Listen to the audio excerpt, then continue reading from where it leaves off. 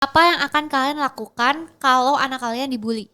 Ya ini anak dibully menghadapinya nggak mudah ya. Tapi yang pertama-tama mungkin yang akan saya lakukan adalah saya perlu memvalidasi dulu perasaan anak saya. Apa yang dia rasakan? Tentu mungkin ada marah, rasa benci, rasa geram. Nah itu kita harus selesaikan dulu. Dengan memvalidasi perasaan anak ini, kita menolong dia untuk dia menyadari kondisinya saat itu. Bahwa ada orang yang sedang berusaha melakukan hal yang tidak baik sama dia. Bahwa ada orang yang kondisinya itu tidak baik-baik saja. Dengan dia memahami kondisinya dia, maka disitulah baru kita menolong anak itu untuk masuk ke dalam langkah-langkah bagaimana cara menghadapinya. Dengan dia memvalidasi dan mengerti kondisinya dia, itu akan menolong dia untuk melihat bahwa kondisi ini harus dihadapi dengan cara yang tepat. Orang-orang yang seringkali kena korban bully, kalau tidak diselesaikan dengan tepat, maka nanti akan jadi seperti lingkaran setan. Orang yang pernah dibully biasanya akan ngebully orang lain. Istilahnya itu balas dendam mungkin begitu ya. Sebaliknya, dia itu akan mencari pembenaran diri dengan cari pujian, dengan Pencitraan gitu ya? pencitraan kepada orang lain gitu loh. Jadi saat dia dibully itu penting sekali untuk diajak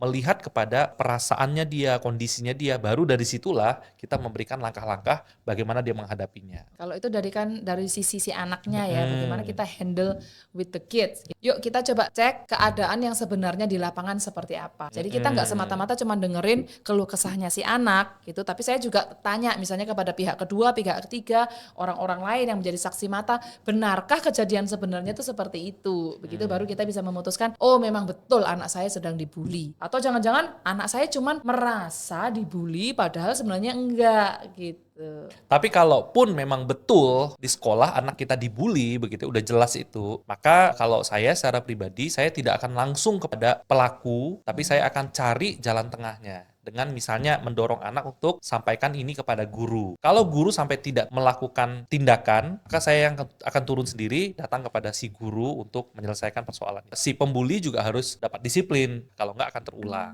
Nah, gimana nih menurut teman-teman? Nah, mungkin teman-teman punya pengalaman, silahkan tulis di kolom komentar ya. Bersama